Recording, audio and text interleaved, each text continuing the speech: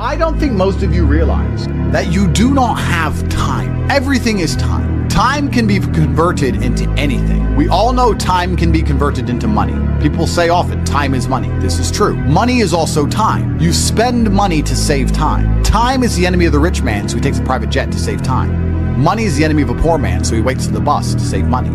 But they're the same thing, money and time. So when I say you don't have time, this is something you need to remember because it's extremely important and you can apply it to most things. You do not have time to have a headache. Do you understand? I'm not saying you don't have a headache. I'm not saying your head doesn't hurt. But you don't have time for it to affect your life. You do not have the waking hours. You are being outcompeted and crushed by people who are more powerful and more connected than you'll possibly ever be. By people who know things you do not know. You do not have time to have a headache. It's simply not acceptable. How do you perform when you have headaches is a stupid question. The fact you've even framed it in that way shows that you don't understand the world. I'll give you another example. You don't have time to argue with your woman. Your woman started an argument today or yesterday, whatever, and you've been texting back and forth. You don't have time. You have things to do.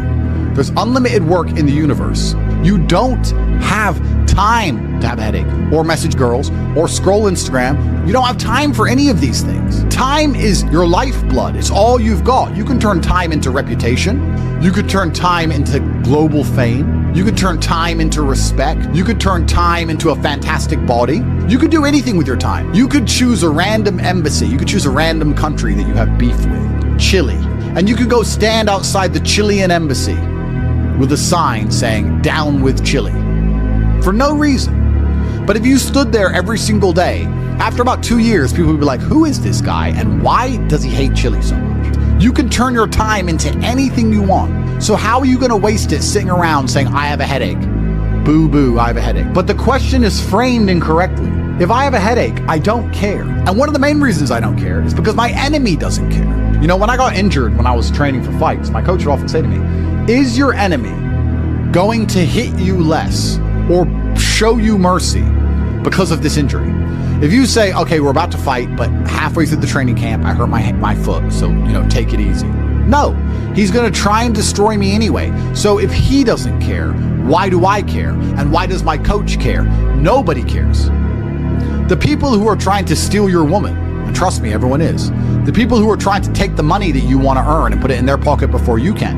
The people who want to have large and gorgeous feathers on their peacock to show the world all the amazing things they've done. They don't care that you have a headache. So why do you care? You need to reprogram your mind. You don't have time to have a headache. You don't have time to be doing the majority of things you do. And there's always been and always will be, and we could talk about that again. We were talking earlier about competence, right?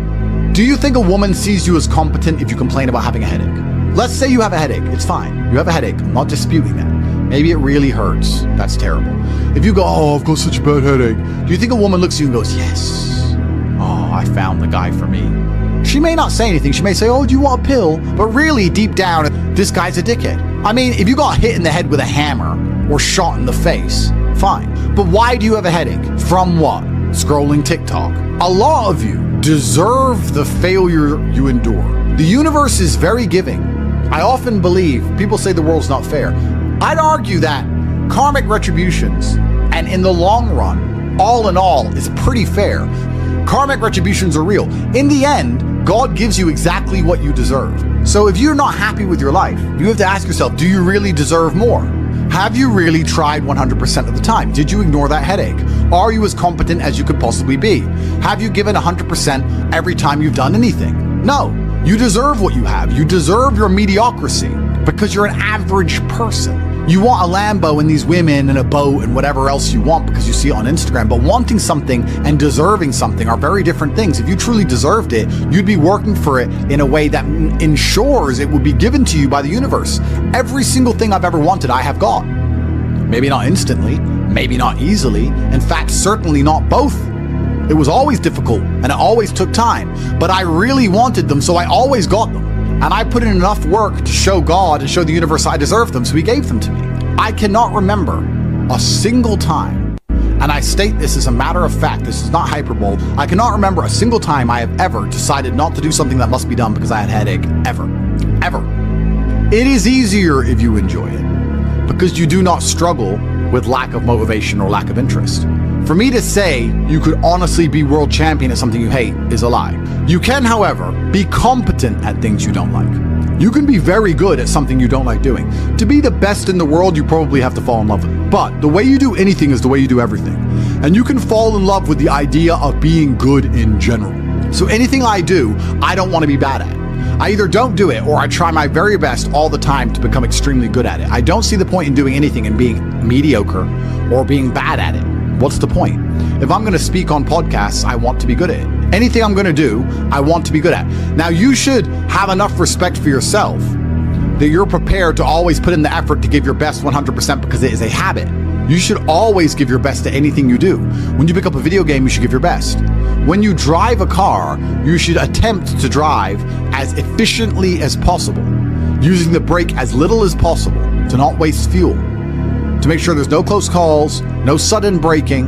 Most of you are just getting in your car and driving like a jackass from point A to point B, not trying to actually go, you know what, let me drive and pretend I have the queen in the back seat and I can't even brake suddenly. And I only have a fraction of fuel.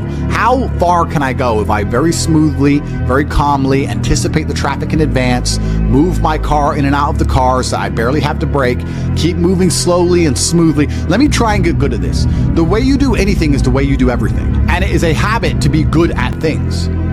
There's nothing wrong with just being good at things. To be the best in the world, you have to love it. That's true. But you're not going to love the majority of things you do. That's not realistic. The world's not going to afford you a life where everything you do you're in love with. In fact, you're going to end up doing a whole bunch of things you don't want to do.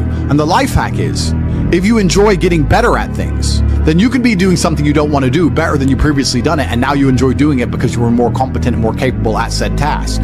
You are now better at said task. Every single thing I approach with vigor because I like being good at things. And that's not because I'm arrogant. That's because I have enough respect for myself, and more importantly, I have enough respect for the people I love to know that I need to be good at things. When my children, or when my women, or my family, or my people who rely on me, my brothers, anybody comes to me expecting me to do something for them, I need to have enough respect for them to know that I'm good at what they ask me to do. And if I don't know what they want me to do, or I'm not particularly good at it, I'm at least good at learning. You can become good at learning so that you learn things faster. Good at concentrating. Good at taking a scenario seriously. These are all basic life skills that go along with bravery. That's going to put you in a competitive bracket amongst the masculine realm which exists today, because most people can't even focus. Most people can't even focus or try hard at anything. So to answer the question, can you become world champion without loving boxing? No, you can't become the best in the world. However, you can become very good at it because you can have enough discipline to ensure that you go to training, and you can make sure that you're the kind of person who, if you're going to go to training, you're going to try your best. Guys, you're going to go to training for an hour. Whether you try hard or don't try hard, you're going to spend an hour in the boxing gym. There is no reason to not try. That is a learned habit. And what you often find with people who need to be motivated into things, because they're not disciplined enough to do things and not disciplined enough to do things properly, they'll go and say, I went to boxing training, as if that's all that it's about. It's not about going to the training. It's about trying hard in the training. It's about giving it your all. It's about dedicating yourself. You're going to give an hour up anyway.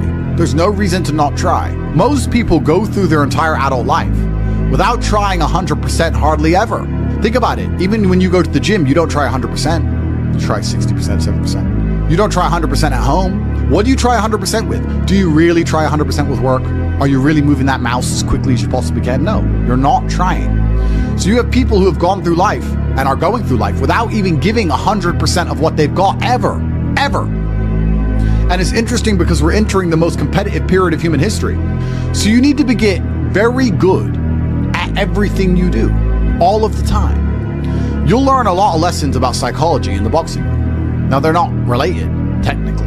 One's exercise, one's the psychology of people. But you'll learn in the fight ring, you'll learn that you're not tired when you're winning. You're tired when you're losing. That once you start to win, you get to find unlimited energy from the universe from somewhere, and you just continue to push forward, no matter how hard it is. Winning is easy. It's trying to turn it around when you're losing that is difficult. You take this lesson from boxing and you apply it to everything else in life. You apply it to money and say, once I start to make money, I know I will have endless motivation to keep making money. It's just hard to make money in the first place. It's hard to get over that hurdle, but once I get going, it's easy.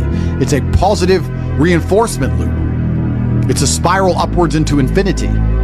It's a tornado that takes you to the promised land. So to have that unique psychological conclusion, that unique psychological input, you had to become good at boxing. So it's very important that you're good at everything you do, all of the time. Don't do it if you're not going to try. But you don't want people to learn bad habits. But it's a bad habit to coast. It's a bad habit to spend time and waste it. It's a bad habit to go, I tried, I went, I didn't give it my all, but at least I went. You see this kind of cope online all the time. Yeah, at least I went. It's going that matters. That's not true. It's trying that matters. So you see this kind of cope. I didn't feel like going to the gym, but I went and just had a light session. Why? You went anyway. So why did you have a light session? If you're gonna go, do it. If you're gonna do it right. There's no point in half doing anything. You may as well have not done it at all. So this idea you can coast through things, this idea you can lazily try or pretend to try or just showing up counts, I dispute all of that absolutely. You give 100% of your heart, soul, and vigor to anything you do, and it becomes a habit so that it's all you know how to do. Before you know it, you're driving a car trying to do it as well as possible. And you're having a conversation trying to be as clear and compendious and concise as possible. And you're trying to make money as much as possible, as efficiently as possible. And you're trying to educate your children as well as possible. You're trying to protect your family as much as possible. You're trying to get as strong as possible. Because all you know is maximum limits. That's all you've ever done. You've never done any of this, that garbage can go out the window. So you need to get good at getting good at things. And you need to get good at trying 100% at all things, whether you like them or not. And this will give you a base level of competency in all realms, even if you're not in love with said task. Success is like being pregnant. Everyone says congratulations, but nobody knows how many times you get fucked. Absolutely.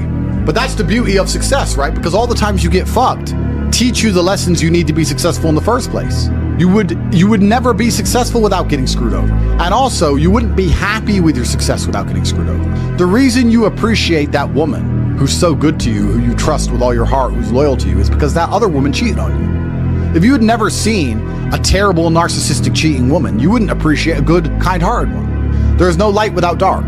So it's very important that you go through these bad things, one, to learn lessons, but two, to learn gratitude and appreciation for things once you have them. It's extremely important. Every time something bad happens to you, you need to say thank you to God. Thank you, God, for giving me this difficult time, for me to learn lessons, and for me to have more appreciation for my fantastic life in the future.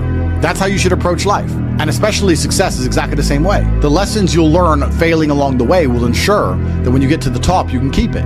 It's difficult to think of a scenario where being brave would be a negative mindset for you to be able to tap into, because bravery affords new options you haven't previously considered. If you're a coward, you don't have certain options on the chessboard because you simply don't have the bravery to make X moves. But if you are brave, you can analyze these moves. So you have a whole bunch of moves that most people don't have. Most people do not have the bravery to consider alternate paths. You need to be able to look at the chess moves that most people will not be prepared to make, and most people live very afraid. So bravery is an extremely important skill to hone. It's something you should practice. You should often sit and think, what would be the bravest decision I could make in this scenario? What would be the bravest one I could possibly make? And consider it. I'm not saying do it, but you should get in the mental model of considering it. Because quite often when you're a coward, brave decisions don't even cross your mind, ever. They don't even cross your psyche. They're not even something that's interesting to you. You haven't trained your mind to consider them. So you need to train your mind to consider bravery, because bravery is something that is going to universally apply throughout your life. It doesn't matter if you're rich, it doesn't matter if you're poor, it doesn't matter if you're in Thailand, it doesn't matter if you're in Peru.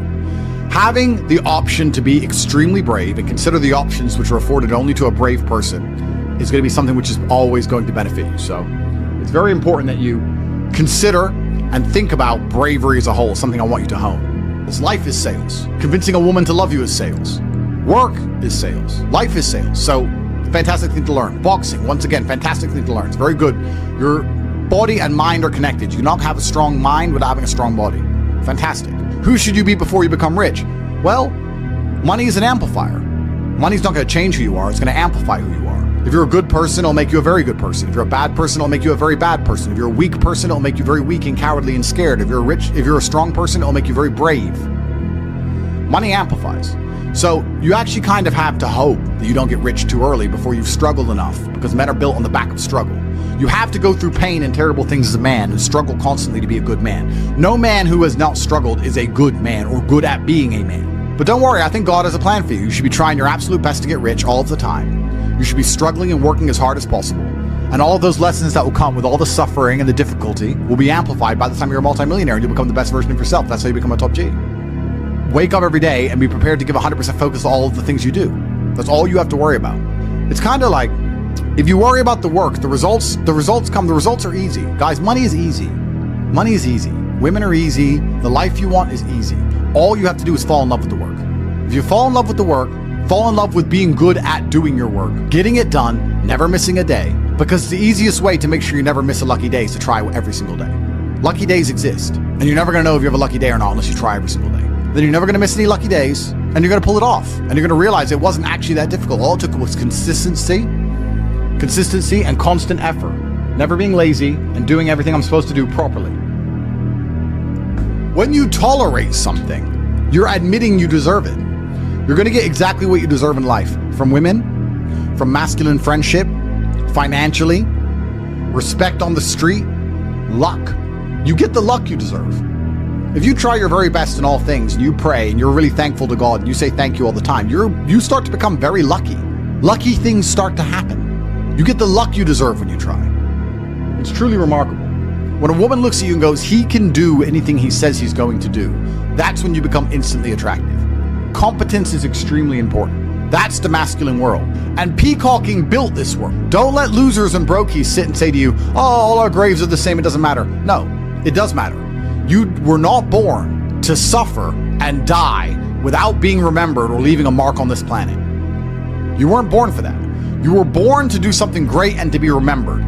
You were born to leave offspring, which are so fantastic, raised in your image, that you, by proxy, are discussed into eternity.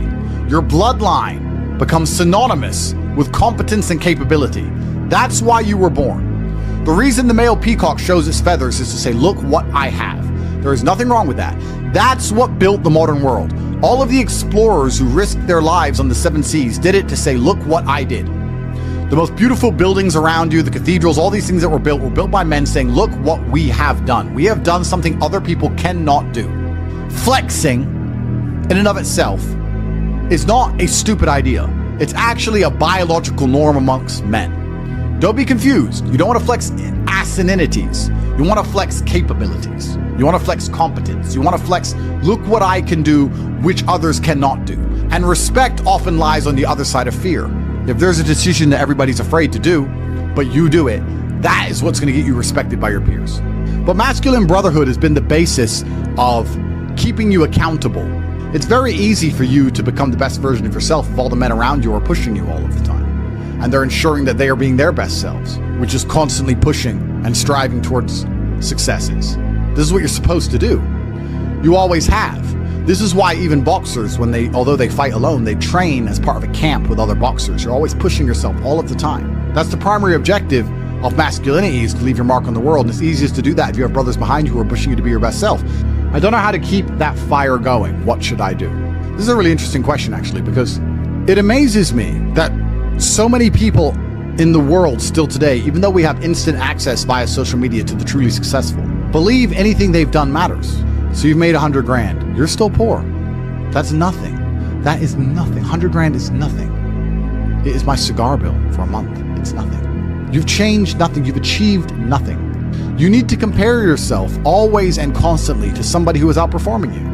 You need to stop being so happy with yourself for these tiny little successes. This is what they teach inside of common pop psychology classes.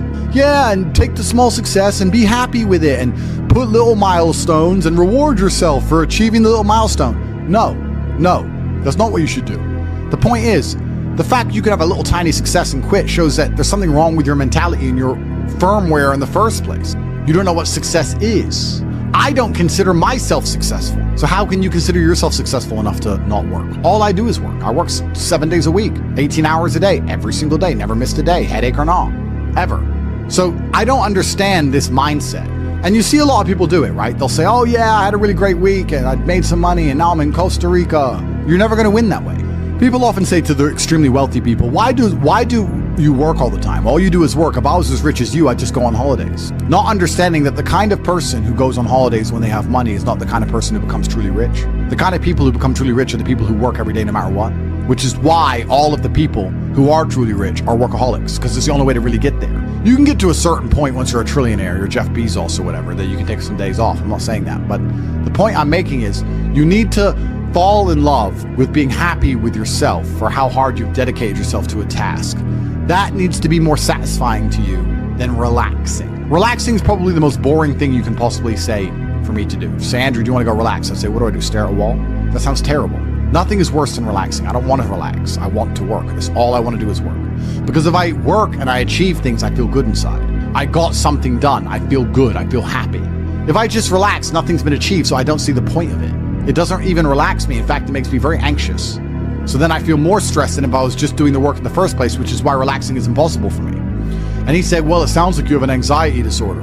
If it's a disorder that allows me to constantly work all of the time and never be happy unless all of my work is complete, thank God I have it, because if I didn't have this disorder, I'd be a normal jackass like you. Guys, time is running out for a chance to win. It truly is. You guys are truly running out of time. It's very important that you get your act together quickly. So if you want to call it anxiety disorder, then get one. Don't be talking about headaches. Don't be talking about working. Don't be arguing with women. You have things to do, right? It doesn't matter if you have a headache or not. You must work. Anxiety sounds like free energy. Could give me more. Absolutely. Anxiety is exactly that. It's free energy. Nervousness is free energy. The inability to rest or relax or sleep is free energy. You just have to have the discipline to direct it in the correct directions. You need to sit at home and feel this fire inside of you because you do not have all of the money you want, all of the respect you want, and your name has not been echoed into eternity. You're not etched into the halls of history. You need to take all of that fire inside of you and all of that anger and direct it at one task. And you need to try your absolute best to ensure you succeed in that task. It's down to you. I can't drag you across the finish line. I can only show you where the race is and try and hype you up before you run. I can take you to the start line. I can tell you you can do it. I can tell you how fantastic it is when the race is over. I can tell you it is worth it, but you have to be the one to run the race. I can't carry you. If you're gonna ask me stupid questions about headaches, you're never gonna make it. There's gonna be a huge contingent of the populace that never make it. But when you do, it is worth it because you're remembered. And that's the whole point of being alive as a man in the first place, is to go down in history. It's not to go through life comfortably. It's not to go through life without struggle, without pain. The point of being a man in the first place is so that you suffer enough for people to remember you, to die for something, to live for something. That's the whole point in all of this. There's nothing else to do, and make your name synonymous with something fantastic which has affected humanity and culture. That's all it's about. And it's very difficult to do that if you're insignificant and broke and lazy and stupid with a fucking headache.